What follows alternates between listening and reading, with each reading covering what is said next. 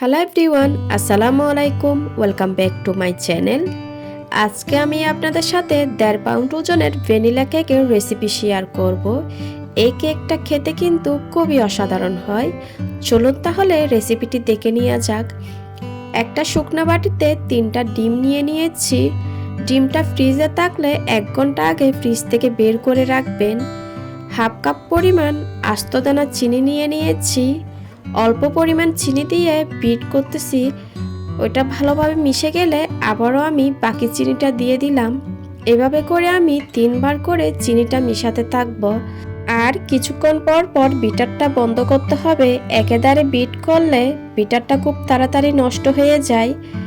এবার চিনিটা যখন ভালোভাবে গলে গিয়ে ডিমের ফোমটা সাদা ফোমে পরিণত হবে, সেই পর্যায়ে এসে 1/4 কাপ পরিমাণ গলানো বাটার দিয়ে দিলাম।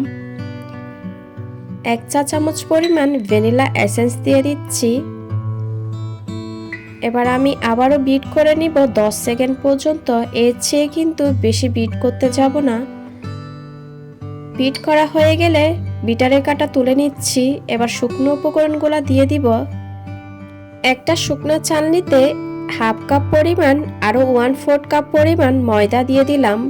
ময়দাটা আমি তীর ব্র্যান্ডের নিয়েছি, আপনারা অবশ্য যে কোনো ব্র্যান্ডের নিতে পারেন। 1/4 টিস্পুন পরিমাণ লবণ দিয়ে দিলাম। 2 টেবিল চামচ পরিমাণ কর্নফ্লাওয়ার দিয়ে দিয়েছি। 1 চা চামচ পরিমাণ বেকিং পাউডার দিয়ে শুকনো উপকরণগুলো ছেলে নিচ্ছি। শুকনো উপকরণগুলো কিন্তু একবারে দিব না, অল্প পরিমাণ ছেলে দিয়ে আমি এটা ব্যাটারের সাথে মিশানোর পরে আর বাকি শুকনো উপকরণগুলো দিব। এভাবে কিন্তু শুকনো উপকরণগুলো যদি মিশান তাইলে ডিমের ফোমটা খুব ভালো থাকে। স্প্যাচুলার সাথে একটু ভালোভাবে মিশিয়ে একটা 7 ইঞ্চ মোল্ডে ব্যাটারটা ঢেলে নিব। আমি আগে থেকে ওভেনটা প্রিহিট করে নিয়েছি 10 মিনিটের জন্য। এখন 25 থেকে 30 মিনিটের জন্য ওভেনে দিয়ে দিয়েছি। কেকটা ওভেন থেকে বের করে ঠান্ডা করে নিয়েছি। আমি 2টা ভাগে স্লাইস করে নিয়েছি।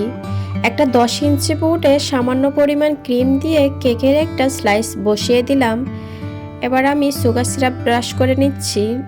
1/3 কাপ দুধের সাথে 2 টেবিল চামচ চিনি মিশিয়ে সুগার সিরাপ তৈরি করে নিয়েছি। আপনারা চাইলে দুধের পরিবর্তে পানি ব্যবহার করতে পারেন। এখন পরিমাণ মতো ক্রিম দিয়ে আমি ভালোভাবে একটা প্যালেট নাইফের সাহায্যে সমান করে দিচ্ছি। আবারও আমি দ্বিতীয় স্লাইসটা বসিয়ে দিলাম।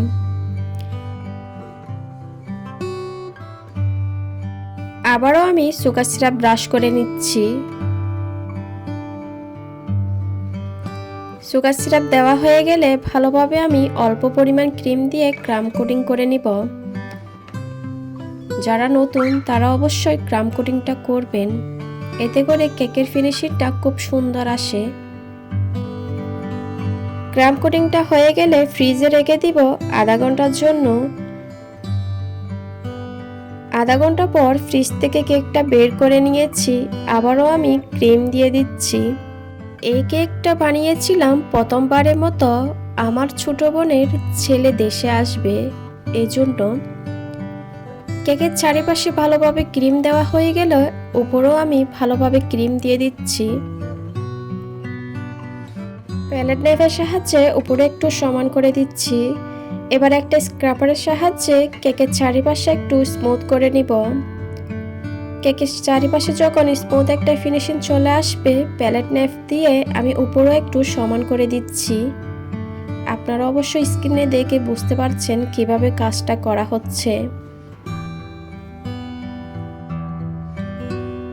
কেকটা আমি একটু কালার করতে চাচ্ছি। কয়েক ফোঁটা কালার নিয়ে আমি এভাবে করে দিয়ে দিলাম। এবার প্যালেট নাইফের সাহায্যে আমি উপরে একটু স্মুথ করে নিব। কেকের সাথে যদি বেশি ক্রিম মেশানো হয় কেকটা খেতে ভালো লাগে না, এজন্য আমি এরকমই করি। আপনারা চাইলে ক্রিমের সাথে কালার মিশিয়ে করতে পারেন। এবার একটা প্যালেট নাইফের সাহায্যে স্মুথ করে নিব। আগে থেকে আমি কিছু টপার তৈরি করে নিয়েছি। এবার কেকের উপর একে একে টপারগুলো আমি বসিয়ে দিচ্ছি। টপার বসানোর পর কেকটা দেখতে আরও ভালো লাগার জন্য আমি কিছু সুগার বল দিয়ে দিব। আপনারা চাইলে সুগার বলগুলো স্কিপ করতে পারেন। ব্যাস, আমার কেকটা রেডি হয়ে গেছে। আমার আজকের রেসিপিটা আপনাদের কেমন লেগেছে অবশ্যই কমেন্টের মাধ্যমে জানাবেন। আপনাদের সুন্দর সুন্দর কমেন্ট আমাকে অনেক বেশি উৎসাহিত করে। এরকম আরও সহজ আর মজাদার রেসিপি পেতে এখনও যারা আমার চ্যানেলটি সাবস্ক্রাইব করেন নাই তারা প্লিজ সাবস্ক্রাইব করে দিবেন। আজকের মতো বিদায় নিচ্ছি। সবাই খুব ভালো থাকবেন। আল্লাহ হাফিজ।